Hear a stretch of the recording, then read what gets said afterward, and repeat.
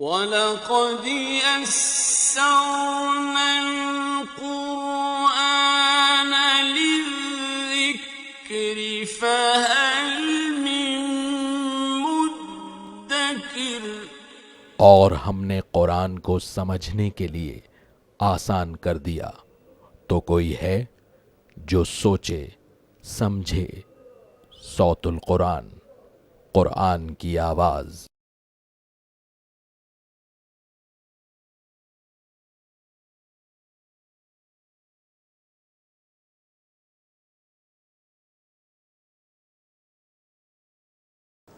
نحمده ونصلي على رسوله الكريم اما بعد فاعوذ بالله من الشيطان الرجيم بسم الله الرحمن الرحيم كذبت قوم لوط المرسلين صدق اللہ العظیم۔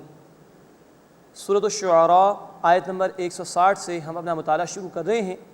اب نواں رکوع اس سورہ مبارکہ کا شروع ہو رہا ہے، جس میں لوط علیہ السلام اور ان کی قوم کا ذکر آیا ہے۔ كذبت قوم لوط المرسلین، قوم لوط نے رسولوں کو جھٹلایا۔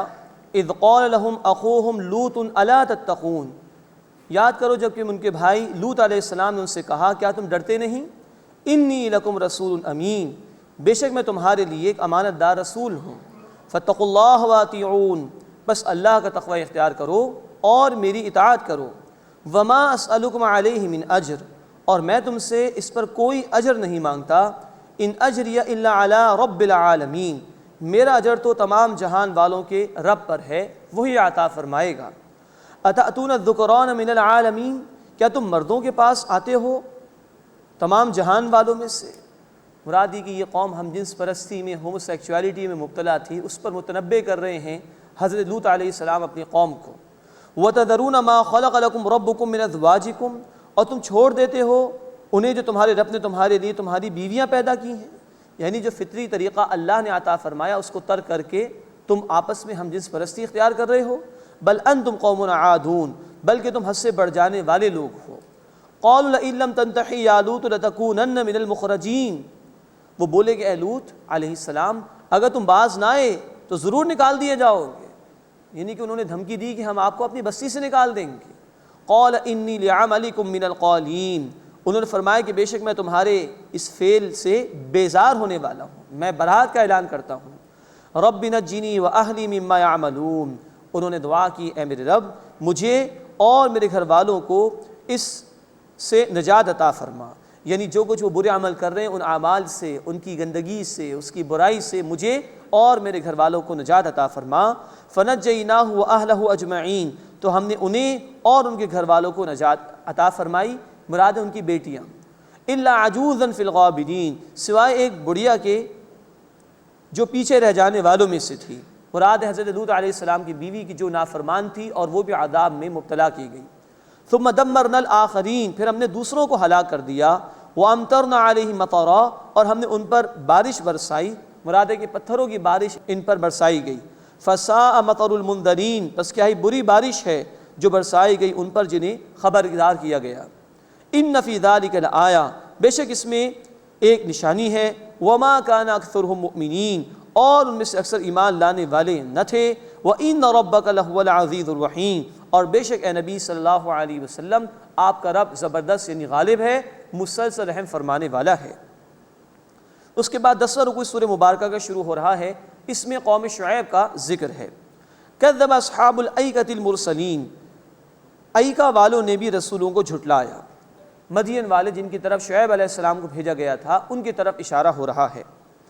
کذب اصحاب الایکۃ المرسلین، جھٹلایا ایکا والوں نے رسولوں کو۔ اذ قال لهم شعیب الا تتقون، یاد کرو کہ جب شعیب علیہ السلام نے ان سے کہا کیا تم ڈرتے نہیں؟ انی لکم رسول امین، بے شک میں تمہارے لیے ایک امانت دار رسول ہوں۔ فاتقوا اللہ، بس اللہ کا تقوی اختیار کرو۔ واطیعون، اور میری اطاعت کرو۔ وما اسألکم علیہ من اجر، اور میں تم سے اس پر کوئی اجر نہیں مانگتا۔ ان اجری الا علی رب العالمین، میرا رب تو تمام جہان والوں کے رب یعنی اللہ پر ہے۔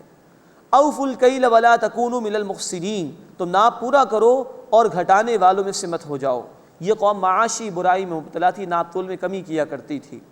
وزنوا بالقسطاس المستقیم، اور وزن کرو ٹھیک سیدھی ترازو کے ساتھ۔ ولا تبخسوا الناس اشیاءہم، اور لوگوں کو ان کی چیزیں گھٹا کر نہ دو، ولا تعثوا فی الارض مفسدین، اور زمین میں فساد مچاتے ہوئے نہ پھرو۔ یعنی یہ ناپ تول میں کمی سے فساد برپا ہوتا ہے۔ جب معاشی سطح پر ڈس آرڈر ہو تو لوگوں کی ضروریات پوری نہیں ہوتی اور معاشرہ فساد کا شکار ہو جاتا ہے، تو اس معاشی ڈس آرڈر کو روکنے کے لیے ان سے کہا گیا کہ ناپ تول میں درستگی اختیار کرو اور ترازو کی سیدھی ڈنڈی سے تولو۔ وَاتَّقُوا الَّذِي خَلَقَكُمْ وَالْجِبِلَّةَ الْأَوَّلِينَ، اور ڈرو اس سے یعنی اللہ سے جس سے تمہیں پیدا فرمایا اور پچھلی مخلوق کو بھی۔ قَالُوا إِنَّمَا أَنْتَ مِنَ الْمُسَحَّرِينَ، وہ کہنے لگے کہ بے شک تم تو سحر زدہ لوگوں میں سے ہو، معاذ اللہ۔ یعنی شعیب علیہ السلام ان سے کہہ رہے ہیں کہ ناپ تول میں کمی کو چھوڑ دو، حلال طریقے پر رزق کماؤ اور ڈرو اللہ سے جس سے تمہیں پیدا فرمایا اور پچھلے لوگوں کو بھی۔ یہ کہہ رہے ہیں آپ تو سحر زدہ لوگوں میں سے ہیں۔ یعنی ایک رسول ان سے کہہ رہا ہے کہ اللہ کے احکامات کو مانو، معاشی سطح پر برائیاں نہ کرو، تو قوم ان کو جادو زدہ کہہ رہی ہے۔ نوٹ فرمائیے، آج کے دور میں بھی جب کہا جاتا ہے بھائی سود کو چھوڑ دو، یہ ظالمانہ جابرانہ طرز عمل ہے جس سے انسانیت ظلم کا شکار ہو رہی ہے، تو یہی کہا جاتا ہے میاں آپ کا دماغ خراب ہو گیا ہے، کیا سود کے بغیر بھی نظام چل سکتا ہے؟ کیا یہ معیشت سود کے سہارے کے بغیر کھڑی رہ سکتی ہے؟ اس طرح کی باتیں ہر دور میں لوگوں نے کہی اور حق کی اس انداز سے انہوں نے مخالفت کی ہے۔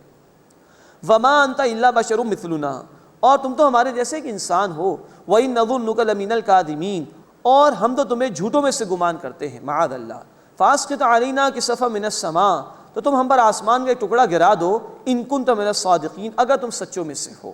قَالَ رَبِّي أَعْلَمُ بِمَا تَعْمَلُونَ، شعیب علیہ السلام نے فرمایا میرا رب خوب جانتا ہے جو کچھ تم کر رہے ہو، تمہاری حرکتوں سے اللہ واقف ہے۔ تم کس بات کی جلدی کر رہے ہو کہ تم پر عذاب آ جائے؟ اللہ تمہارے کرتوتوں سے واقف ہے۔ فَكَذَّبُوهُ، تو انہوں نے ان شعیب علیہ السلام کو جھٹلایا۔ فَأَخَذَهُمْ عَذَابُ يَوْمِ الظُّلَّةِ، بس انہیں سائبان والے دن عذاب نے پکڑ لیا۔ مراد یہ کہ آسمان سے ان پر شعلے برسائے گئے، اور دیگر مقامات پر ذکر ہے کہ زوردار آواز بھی آئی عذاب کی صورت میں اور زلزلے سے بھی ان کو ہلاک کیا گیا۔ فَكَذَّبُوا، تو انہوں نے ان شعیب علیہ السلام کو جھٹلایا۔ فَأَخَذَهُمْ عَذَابُ يَوْمِ الظُّلَّةِ، بس انہیں سائبان والے دن عذاب نے آ پکڑا، آسمان سے شعلے برسائے گئے۔ إِنَّهُ كَانَ عَذَابَ يَوْمٍ عَظِيمٍ، بے شک وہ بڑے سخت دن کا عذاب تھا۔ إِنَّ فِي ذَلِكَ لَآيَةً، بے شک اس میں نشانی ہے۔ وَمَا كَانَ أَكْثَرُهُم مُؤْمِنِينَ، اور ان میں سے اکثر ایمان لانے والے نہ تھے۔ وَإِنَّ رَبَّكَ لَهُوَ الْعَزِيزُ الرَّحِيمُ، اور بے شک اے نبی صلی اللہ علیہ وسلم آپ کا رب زبردست یعنی غالب ہے، بہت رحم فرمانے والا ہے۔ یہ الفاظ بار بار اس مقام پر آئے ہیں اس صورت میں۔ اللہ غالب ہے، جب چاہے پکڑ سکتا ہے، لیکن یہ اس کی رحمت ہے کہ وہ فوراً پکڑ نہیں فرماتا، سنبھلنے کے لیے مہلت دیتا ہے، موقع دیتا ہے۔ مزید یہ کہ جن کو برباد کر دیا جاتا ہے، ان کو برباد کرنے کے بعد ایسے برباد شدہ لوگوں کو اللہ لوگوں کے لیے جو کہ زندہ ہوتے ہیں نشان عبرت بناتا ہے۔ تو یہ ان کے ساتھ رحمت ہے جو باقی ہیں، کہ ان ہلاک شدہ لوگوں کے انجام کو دیکھ کر عبرت حاصل کرو اور اپنے عمل کو درست کر لو اور اللہ کے عذاب سے بچنے کی فکر اور کوشش کرو۔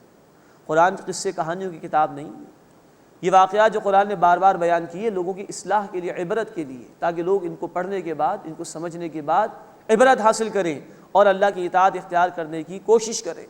اللہ تعالی ہمیں ان واقعات سے عبرت حاصل کرنے کی توفیق عطا فرمائے اور ہمیں اپنی کامل اطاعت کرنے کی توفیق عطا فرمائے۔ اس کے بعد اس سورہ مبارکہ کا 11واں اور آخری رکوع آ رہا ہے۔ اس میں قرآن کی عظمت کا بیان ہے، مشرکین کو وعید اور ڈراوے سنائے گئے ہیں اور اہم ہدایات عطا کی گئی ہیں، اور جو لوگ برے قسم کے شعراء ہوا کرتے ہیں ان کے حوالے سے اللہ تعالیٰ نے گفتگو ارشاد فرمائی۔ وَإِنَّهُ لَتَنزِيلُ رَبِّ الْعَالَمِينَ، اور بے شک یہ قرآن تمام جہان والوں کے رب کا نازل کیا گیا ہے۔ نزل بہ روح الامین، اس کو لے کر اترے ہیں جبریل امین علیہ السلام، علی قلبک لتکون من المنذرین، اے نبی صلی اللہ علیہ وسلم آپ کے قلب مبارک پر، تاکہ آپ خبردار کرنے والوں میں سے ہو جائیں۔ نوٹ فرمائیے کہ قرآن نبی کریم صلی اللہ علیہ وسلم کی روح نے ریسیو کیا ہے۔ انسان کا دل اس کی روح کا مسکن ہے، تو روح محمدی نے، قلب محمدی صلی اللہ علیہ وسلم نے اس قرآن کو ریسیو کیا ہے۔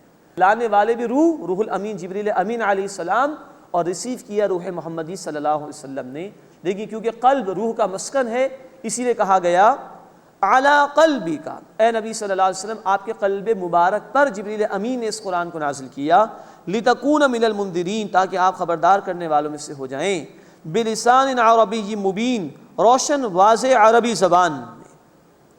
مراد یہ ہے کہ جو لغہ فصحیٰ دیہاتی عربی ہوا کرتی تھی اس میں قرآن نازل ہوا ہے، اور وہی بہترین عربی ہے جس کی حفاظت بھی اللہ نے فرمائی، جیسا کہ اللہ تعالیٰ نے اپنے کلام کی حفاظت فرمائی۔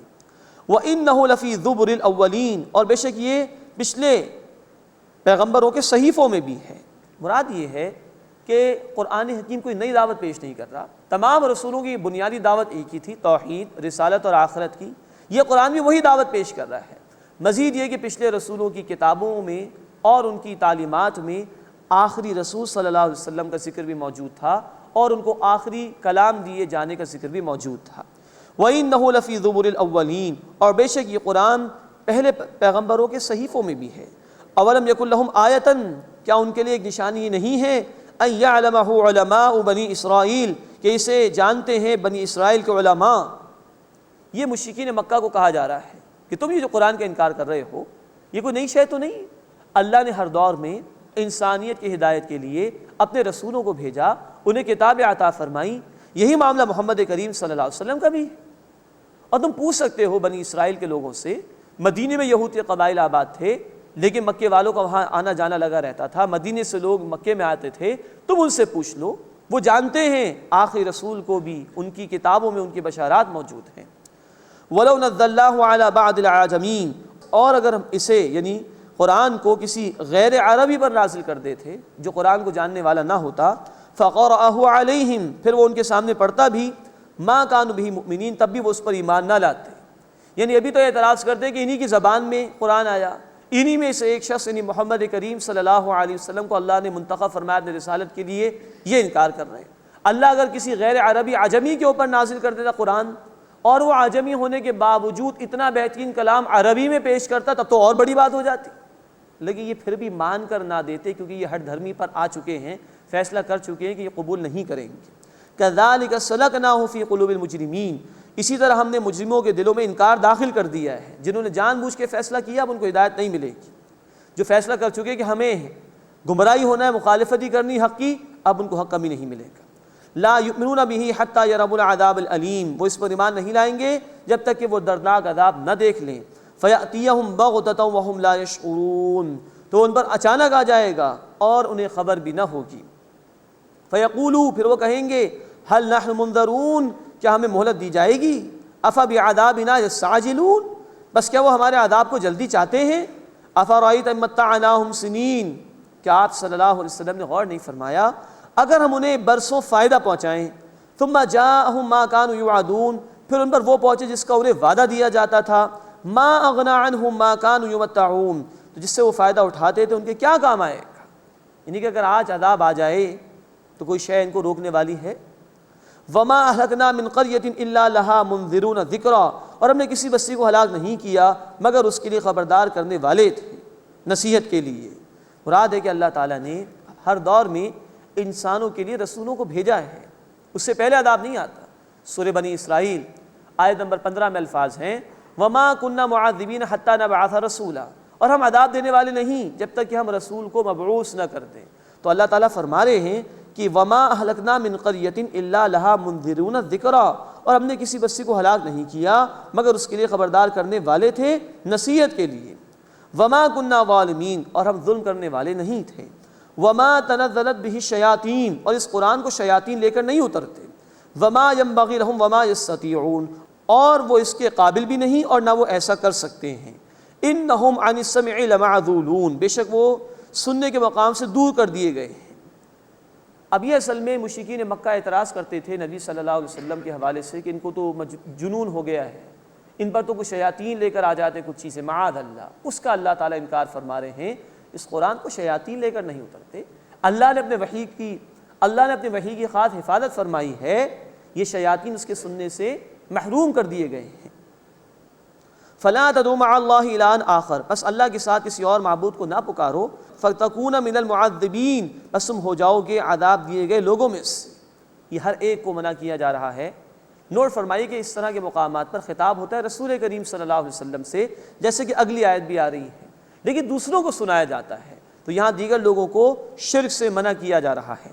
وَأَنذِرْ عَشِيرَتَكَ الْأَقْرَبِينَ، اور اے نبی صلی اللہ علیہ وسلم اپنے قریب ترین رشتہ داروں کو خبردار کیجیے۔ نوٹ فرمائیے کہ مکی دور میں ابتدائی 3 سال تک رسول کریم صلی اللہ علیہ وسلم علیحدہ علیحدہ انفرادی طور پر لوگوں کو دعوت دیتے تھے۔ پھر احکامات آئے کہ اب آپ ڈنکے کی چوٹ پر بیان کر دیجیے اور علی الاعلان تبلیغ کیجیے، جس کا آغاز گھر والوں سے ہونا چاہیے، یہی فطری ترتیب ہے۔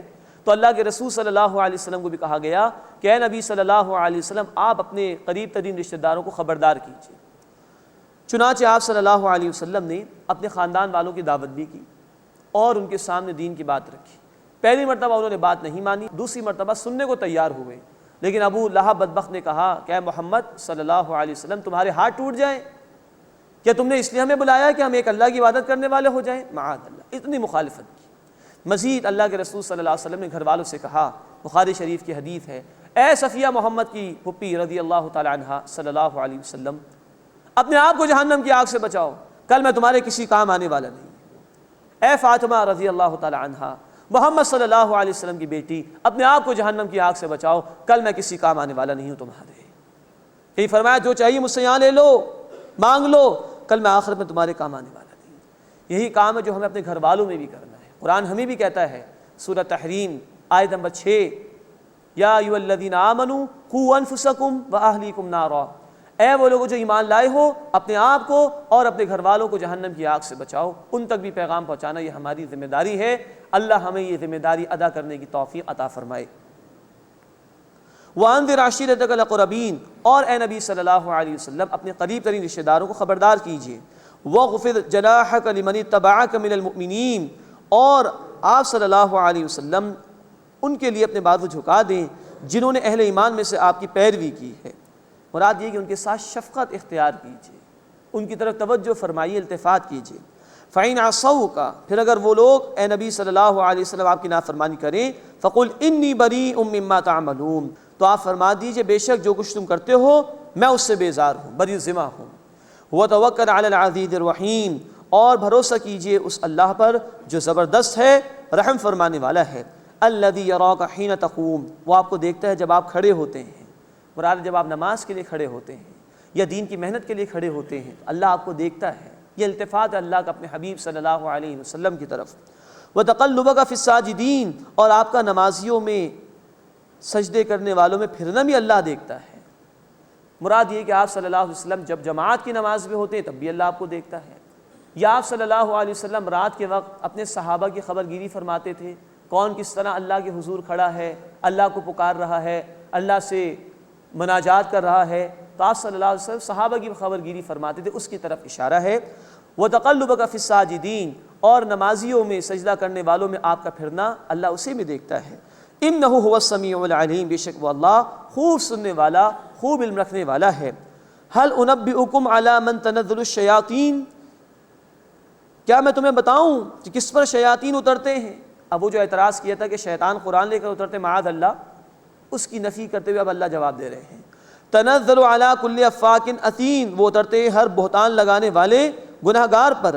یلقون السمع واکثرهم کاذبون، سنی سنائی بات ڈال دیتے ہیں اور ان میں سے اکثر جھوٹے ہیں۔ یہ شیاطین کاہنوں کے پاس جا کر، نجومیوں کے پاس جا کر مرچ مسالے لگا کر باتیں بیان کرتے ہیں اور وہ لوگوں کے سامنے بیان کر کے ان کو گمراہ کرتے ہیں، لیکن قرآن میں سے ان کو کچھ بھی حاصل نہیں ہو سکتا۔ اب شعراء کے حوالے سے کچھ ذکر آ رہا ہے، اسی لفظ کی مناسبت سے سورہ مبارکہ کا نام الشعراء ہے۔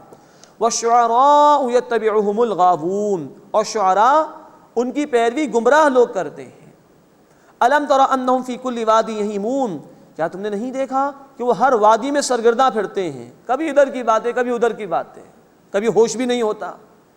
وَأَنَّهُمْ يَقُولُونَ مَا لَا يَفْعَلُونَ، اور وہ کہتے ہیں جو کرتے نہیں ہیں۔ تین باتیں بیان کی گئی ہیں شعراء کے حوالے سے، اور ایسے شعراء پسندیدہ نہیں ہیں۔ نمبر ایک، ان کی پیروی گمراہ لوگ کرتے ہیں، یہ خود بھی گمراہ دوسروں کو بھی گمراہ کرتے ہیں۔ آج عظیم اکثریت شعراء کی آپ دیکھیں، کوئی شراب پینے والے ہیں، کوئی مخلوط محافل کے اندر خواتین کے سامنے بیٹھ کر عشقیہ شاعری کرتے ہیں، کوئی وہ ہیں کہ ان کے ساتھ وہی لوگ بیٹھے ہوتے ہیں کہ جو شراب کے نشے میں دھت ہوتے ہیں، نافرمانی کے کام کر رہے ہوتے ہیں۔ فرمایا پہلی بات ان کی پیروی گمراہ لوگ کرتے ہیں۔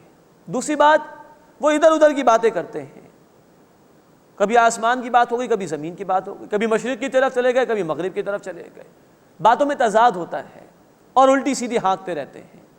اور نمبر 3، قول اور فعل میں تضاد ہوتا ہے، بات کرنے پر آئیں گے تو عشق و محبت کی باتیں بھی کر رہے ہوں گے اور کبھی کچھ دین کی بات بھی ہلکی پھلکی کر دی، لیکن عمل اس کے بالکل خلاف ہوتا ہے۔ یہ 3 باتیں جن میں ہیں وہ برے شعراء ہیں، ان کی برائی قرآن نے بیان کی ہے۔ مزید نوٹ فرمائیے، نبی صلی اللہ علیہ وسلم پر بھی الزام تراشی کی تھی ان لوگوں نے کہ یہ تو شاعر ہے، معاذ اللہ۔ قرآن نے نفی کی ہے، سورہ یاسین آیت نمبر 69، وما علمناہ الشعر وما ينبغی لہ، ہم نے انہیں شعر نہیں سکھایا، نہ ان کے شاعن شان تھا۔ شعراء تو ایسے لوگ ہوتے ہیں جن کی یہ صفات ہیں جو قرآن نے بیان کی ہیں، تو ان شعراء کی تو مذمت ہے۔ ہاں ایکسیپشن قرآن نے بیان کیا، استثناء قرآن نے بیان کیا، الا الذین آمنوا وعملوا الصالحات، سوائے وہ کہ جو ایمان لائے اور جنہوں نے نیک اعمال کیے، وذکروا اللہ کثیرا، اور اللہ کو کثرت سے یاد کیا، وانتصروا من بعد ما ظلموا، اور انہوں نے اس کے بعد بدلہ لیا جبکہ ان پر ظلم ہوا۔ یہ اچھے لوگ ہیں، یہ اچھے شعراء ہیں، لیکن فرمایا جو ایمان لائے، جنہوں نے نیک اعمال کیے، کثرت سے اللہ کا ذکر کیا اور انہوں نے ظلم ہونے کے بعد بدلہ لیا۔ بخاری شریف میں تفصیل ہے، حضرت حسان بن ثابت رضی اللہ تعالیٰ عنہ نبی صلی اللہ علیہ وسلم کی شان میں شعر کہا کرتے تھے، اور مشرکین جو حجو کرتے تھے، یعنی اللہ کے رسول صلی اللہ علیہ وسلم کی ذات مبارکہ پر تہمت لگاتے تھے، الزام تراشیاں کرتے تھے، گستاخیاں کرتے تھے، حضرت حسان رضی اللہ تعالیٰ عنہ اس کا جواب دیتے تھے۔ اور بھی صحابہ میں سے بعض سے جو اشعار کہتے تھے۔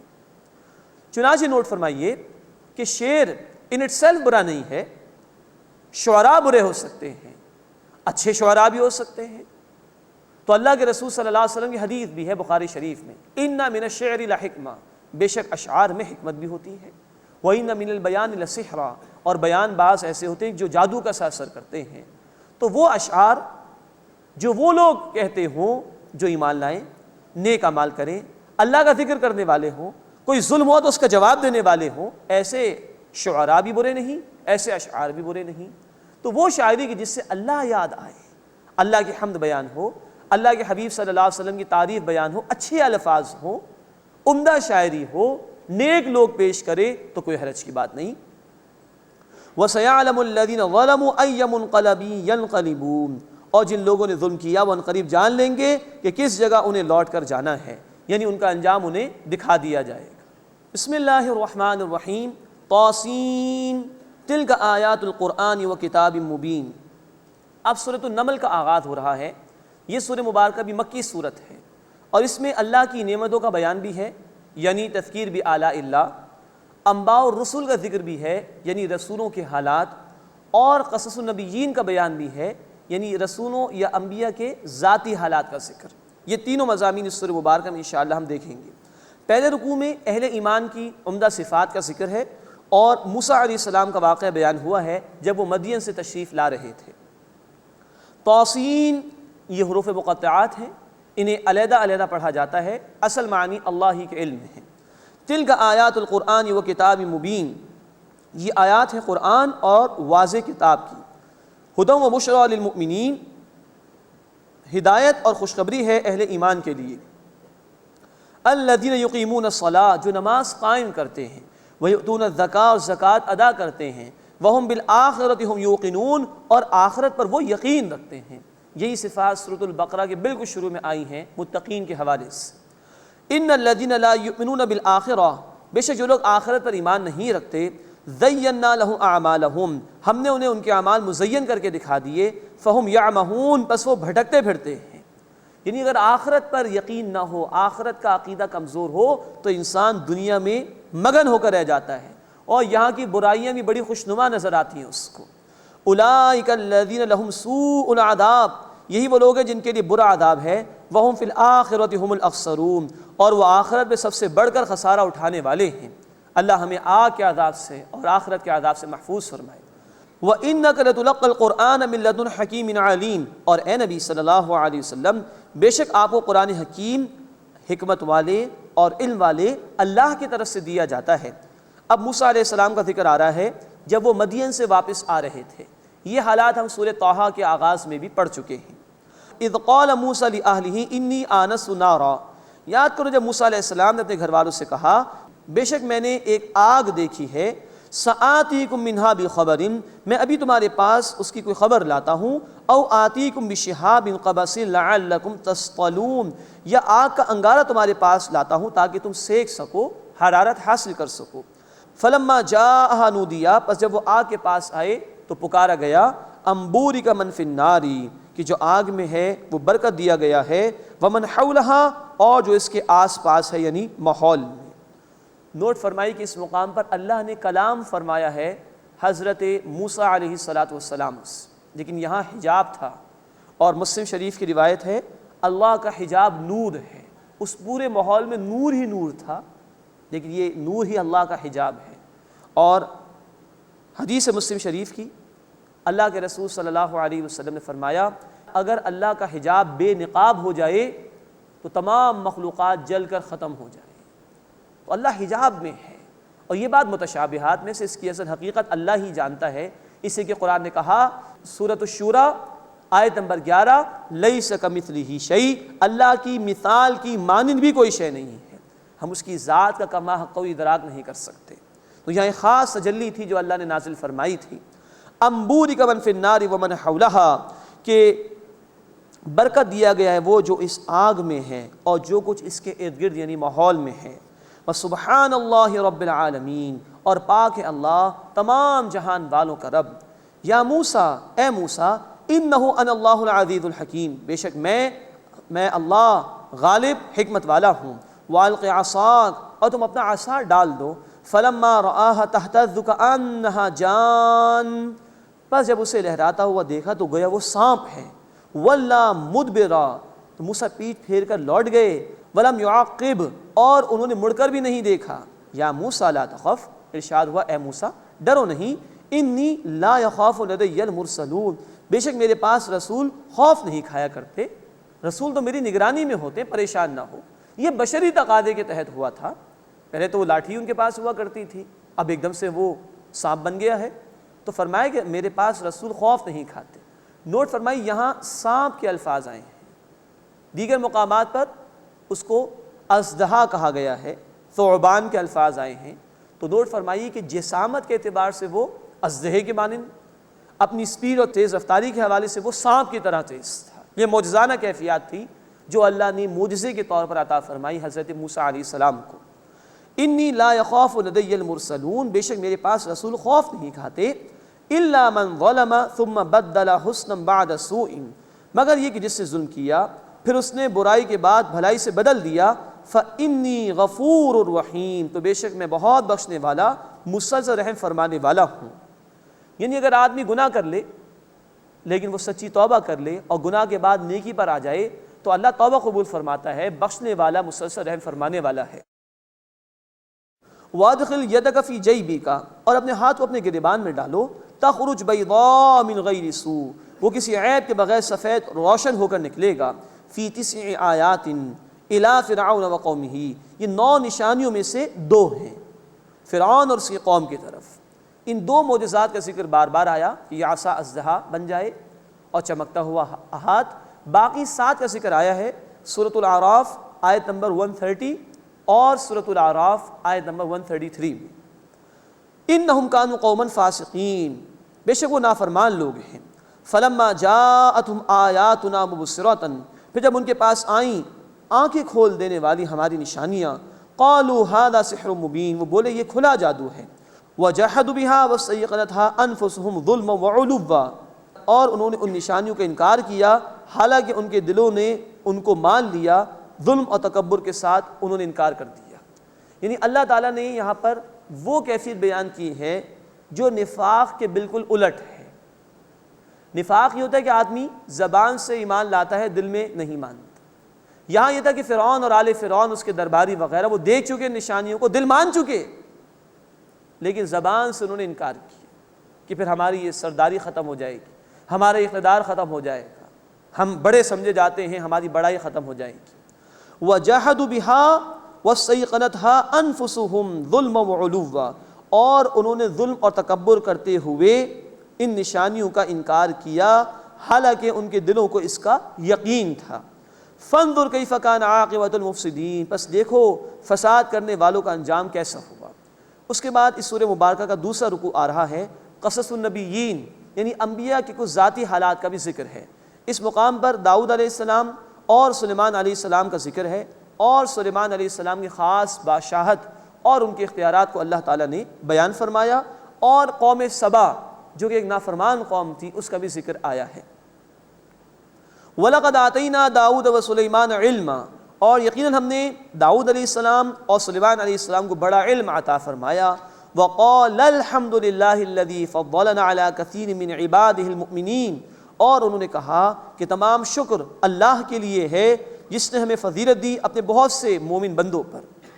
وَوَرِثَ سُلَيْمَانُ دَاوُودَ، اور سلیمان علیہ السلام وارث ہوئے داؤد علیہ السلام کے، ان کے صاحبزادے بھی اور ان کے بعد نبی بھی اور بادشاہ بھی بنائے گئے۔ وَقَالَ يَا أَيُّهَا النَّاسُ، اور انہوں نے کہا کہ اے لوگوں، عُلِّمْنَا مَنطِقَ الطَّيْرِ، ہمیں سکھائی گئی ہے پرندوں کی بولی، وَأُوتِينَا مِن كُلِّ شَيْءٍ، اور ہمیں ہر چیز میں سے عطا کیا گیا ہے، بہت کچھ اللہ نے نعمت عطا فرمائی ہیں۔ إِنَّ هَذَا لَهُوَ الْفَضْلُ الْمُبِينُ، بے شک یہ نمایاں فضل ہے۔ اب یہ سلیمان علیہ السلام پر اللہ نے جو فضل فرمائے اس کا ذکر آ رہا ہے۔ پرندوں کی بولیاں اللہ نے ان کو سکھا دی۔ ہمارے کچھ عقل پرست لوگ ہیں، وہ طرح طرح سے توجیحات کرتے ہیں ان باتوں کی۔ بات یہ کہ اللہ علی کل شیء قدیر ہے، وہ جو چاہے کر سکتا ہے۔ تو سلیمان علیہ السلام کو اللہ تعالیٰ نے پرندوں کی بولیاں بھی سکھائی، اور بہت بڑی بادشاہت اللہ نے ان کو عطا فرمائی۔ وَحُشِرَ لِسُلَيْمَانَ جُنُودُهُ مِنَ الْجِنِّ وَالْإِنسِ وَالطَّيْرِ فَهُمْ يُوزَعُونَ، اور سلیمان علیہ السلام کے لیے ان کے لشکر جنات اور انسان اور پرندوں میں سے جمع کیے گئے، بس ان کی جماعت بندی کی جاتی تھی، ان کو ایک ڈسپلن میں رکھا جاتا تھا۔ یا اللہ تعالیٰ مزید فرما رہے ہیں جو انعامات انہوں نے کیے سلیمان علیہ السلام پر، کہ اللہ تعالیٰ نے جنات میں سے بھی لشکر عطا فرمائے، انسانوں میں سے بھی لشکر عطا فرمائے، پرندوں میں سے بھی لشکر عطا فرمائے۔ یہ بادشاہت اللہ نے ان کو عطا فرمائی۔ لیکن نوٹ فرمائی کہ ہمارے اس دور کے کچھ عقل پرست لوگ ہیں جو طرح طرح کی توجیحات کرتے ہیں اللہ کی کتاب میں، مغرب سے معروف ہو کر اور عقل پرستی کے فریب میں مبتلا ہو کر طرح طرح کی من چاہی تعویلات کرتے ہیں۔ چنانچہ کچھ لوگوں نے کہا کہ صاحب یہ جنات اور پرندوں کو کوئی معاملہ نہیں تھا، انسانوں میں سے جو آگ بگولے ہو جاتے ہیں غصے میں آ کر وہ جن ہو جاتے، اور انسانوں میں سے جو ذرا تیز چلنے والے ہیں وہ پرندوں کی طرح تیز رفتار ہو گئے۔ معاذ اللہ، یہ بھونڈی توجیہ کرنے کی انہوں نے کوشش کی۔ اللہ تعالیٰ بھی اللہ تعالیٰ ہے۔ یا اللہ تعالیٰ نے بڑی خوبصورت بات بیان کی، فرمایا کہ سلیمان علیہ السلام کے لیے لشکر رکھے جاتے تھے، جمع کیے جاتے تھے جنات میں سے، انسانوں میں سے اور پرندوں میں سے۔ اگر ترتیب یہ ہوتی کہ لشکر جمع کیے جاتے تھے انسانوں میں سے اور پھر جنات اور پرندوں کا ذکر آتا تو گرامیٹیکلی پاسبل تھا، یہ کہا جا سکتا تھا کہ بھئی انسانوں میں سے گروہ تھے، یعنی جنات یعنی پرندے، اور وہ انسانوں کی وضاحت کر رہے ہوتے۔ لیکن اللہ بھی اللہ ہے، اللہ نے جنات کو پہلے رکھا، پرندوں کو بعد میں رکھا، انسانوں کو درمیان میں رکھا اپنی کتاب کے اندر، تاکہ اس طرح کی کوئی توجیہ ممکن ہی نہ رہے۔ وہ لوگ کہ جو اللہ کو اعلی کل شیء قدیر نہیں مانتے تو پھر اللہ کو ماننے کا تکلف کیوں کرتے ہیں؟ اللہ کو مانتے ہو تو بھائی اس کی قدرتوں کے ساتھ مانو۔ حتی اذا اتوا علی واد النمل، یہاں تک کہ جب وہ چیونٹیوں کے میدان میں آئے، قالت نملۃ، تو ایک چیونٹی نے کہا، یا ایھا النمل ادخلوا مساکنکم، اے چیونٹیوں تم اپنے بلوں میں داخل ہو جاؤ۔ ایک دور رہا کہ لوگوں نے قرآن پر بڑا اعتراض کیا، بھئی یہ کیسا کلام ہے، اس میں چیونٹی کا ذکر بھی ہے، اس میں مکھی کا ذکر بھی ہے، اس میں مچھر کا ذکر بھی ہے، اس میں مکڑی کا ذکر بھی ہے، اس میں کوے کی بات بھی آ گئی، ایسی ایسی باتیں آ رہی، لوگوں کو سمجھ میں نہیں آتی تھی۔ اللہ تعالیٰ نے یہ قرآن ہدایت کی کتاب کے طور پر عطا فرمایا، یہ مثالیں بھی ہدایت کے لیے بیان کی گئی، اور آج ہمیں سائنس بتا رہی ہے کہ چیونٹی کو اللہ نے کتنی بڑی انجینئرنگ عطا کی ہے۔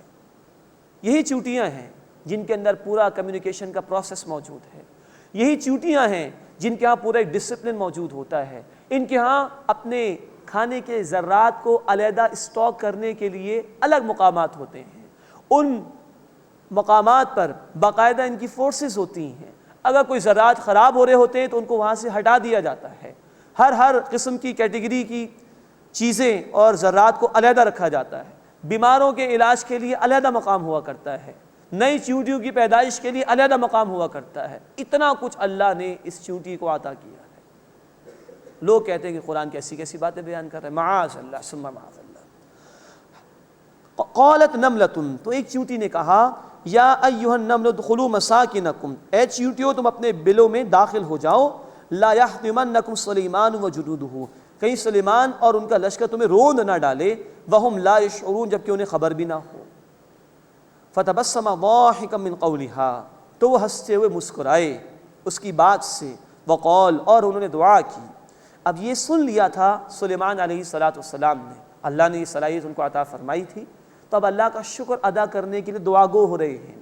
قال رب اوزعنی ان اشکر نعمتک التی انعمت علی، انہوں نے دعا کیا، میرے رب مجھے توفیق عطا فرما کہ میں تیری نعمت کا شکر ادا کروں، التی انعمت علی، جو تو نے مجھ پر انعام فرمائی، وعلی والدی، اور میرے والدین پر انعام فرمائی، وان اعمل صالحا ترضی، اور یہ کہ میں نیک کام کروں جسے تو پسند فرمائے، وادخلنی برحمتک فی عبادک الصالحین، اور اپنی رحمت سے مجھے اپنے نیک بندوں میں شامل فرما۔ یعنی اتنا کچھ اللہ نے عطا فرمایا ہے، تکبر نہیں ہے، شکر کی درخواست کریں اللہ سے۔ یہ بہت پیاری دعا ہے، اپنے لیے بھی اور والدین کے لیے بھی۔ اسی طرح کی ایک دعا آئی ہے سورۃ الاحقاف آیت نمبر 15 میں، وہاں اپنے لیے بھی دعا ہے، والدین کے لیے بھی دعا ہے، اور اولاد کے لیے بھی دعا ہے۔ بہت خوبصورت دعا اللہ نے ہمیں سکھائی۔ وَتَفَقَّدَ الطَّيْرَ فَقَالَ مَا لِيَ لَا أَرَى الْهُدْهُدْ، اور انہوں نے پرندوں کا جائزہ لیا تو کہا کیا بات ہے، میں ہدہد کو نہیں دیکھتا، أَمْ كَانَ مِنَ الْغَائِبِينَ، کیا وہ غائب ہو جانے والوں میں سے ہے۔ معلوم ہوا کہ جو لشکر ان کے پاس تھے، پرندوں کے اور دیگر لشکر، ان کی باقاعدہ دیکھ بھال کی جاتی تھی، ان کی باقاعدہ اٹینڈنس لگتی ہوگی، تو نظر آیا کہ ہدہد دکھائی نہیں دے رہا۔ لَأُعَذِّبَنَّهُ عَذَابًا شَدِيدًا، یقیناً میں اسے ضرور سخت سزا دوں گا، او لَأَذْبَحَنَّهُ، یا اسے ذبح کر ڈالوں گا، او لَيَأْتِيَنِّي بِسُلْطَانٍ مُبِينٍ، یا وہ ضرور میرے پاس کوئی معقول وجہ لے کر آئے اپنی غیر حاضری کے لیے۔ نوٹ فرمائی کہ سلیمان علیہ السلام فرما رہے میں اسے ذبح کر دوں گا۔ اب یہ ایک پرندہ تھا، پرندوں کے لشکر بھی تابع کیے گئے تھے سلیمان علیہ السلام کے۔ جو عقل پرست یہ کہتے ہیں کہ یہ پرندے انسانوں میں ہی سے تھے، تو کیا اللہ کے ایک نبی کسی انسان کو ذبح کرنے کی بات کہیں گے کبھی؟ معاذ اللہ ثم معاذ اللہ۔ اتنی خوبصورت کتاب ہے کہ یہ کتاب اپنے الفاظ سے خود اپنے معنی کی حفاظت کرتی ہے، کوئی اس میں دخل اندازی کہیں سے بھی نہیں کر سکتا۔ تو اب سلیمان علیہ السلام نے کہا کہ اب اس ہدہد کو اپنی غیر حاضری کے لیے کوئی معقول عذر پیش کرنا ہوگا، کوئی ریزننگ دینی ہوگی۔ فمکث غیر بعید فقال احطت بما لم تحط به، سو اس سے تھوڑی دیر کی، پھر کہا میں نے معلوم کیا ہے جو آپ کو معلوم نہیں ہے۔ معلوم ہوا کہ سلیمان علیہ السلام کو علم دیا گیا تھا، لیکن کل علم نہیں دیا گیا تھا۔ اب یہ ہدہد ایک ایسی بات بیان کرے جو ہدہد کو تو معلوم ہے، سلیمان علیہ السلام کے علم میں نہیں ہے۔ یہ ہے اللہ کا معاملہ۔ اللہ نے اپنے رسولوں کو، اپنے انبیاء کو بہت علم عطا فرمایا، لیکن جتنا چاہا اتنا ہی عطا فرمایا، وہ کل علم جو ہے وہ اللہ کے پاس ہے۔ فمکث غیر بعید فقال احطت بما لم تحط به، تو اس سے تھوڑی دیر کی، پھر کہا میں نے معلوم کیا ہے وہ کہ جو آپ کو معلوم نہیں۔ وجئتک من سبأ بنبأ یقین، اور میں آپ کے پاس قوم سبا سے ایک یقینی خبر لے کر آیا ہوں۔ یہ ایک بہت بڑی قوم گزری ہے روم اور ایران کی سلطنت سے پہلے، اور زراعت میں اللہ نے ان کو بہت خوشحالی دی تھی، اور تجارت میں بھی اللہ تعالیٰ نے ان کو بہت نوازا تھا۔ انی وجدت امرأۃ تملکہم، بے شک میں نے ایک عورت کو دیکھا ہے وہ ان پر بادشاہت کرتی ہے، وأوتیت من کل شیء، اور اسے ہر شے عطا کی گئی ہے، خوب دیا گیا ہے مال، ولہا عرش عظیم، اور اس کے لیے بڑا تخت بھی ہے، وجدتها وقومها یسجدون للشمس من دون اللہ، میں نے اسے اور اس کی قوم کو اللہ کے سوا سورج کو سجدہ کرتے ہوئے پایا ہے، وَزَيَّنَ لَهُمُ الشَّيْطَانُ أَعْمَالَهُمْ، اور شیطان نے انہیں آراستہ کر دکھائے ان کے اعمال، فَصَدَّهُمْ عَنِ السَّبِيلِ، تو اس نے انہیں سیدھے راستے سے روک دیا، فَهُمْ لَا يَهْتَدُونَ، پس وہ ہدایت نہیں پاتے۔ اب غور کیجئے کہ ہدہد کو بھی اتنا شعور ہے کہ شیطان نے لوگوں کو بہکا دیا ہے اور لوگ شرک کر رہے ہیں۔ انسان کے سامنے اللہ کی کتاب واضح طور پر موجود ہوتی ہے، وہ ہدایت حاصل کرنے کی کوشش نہیں کرتا۔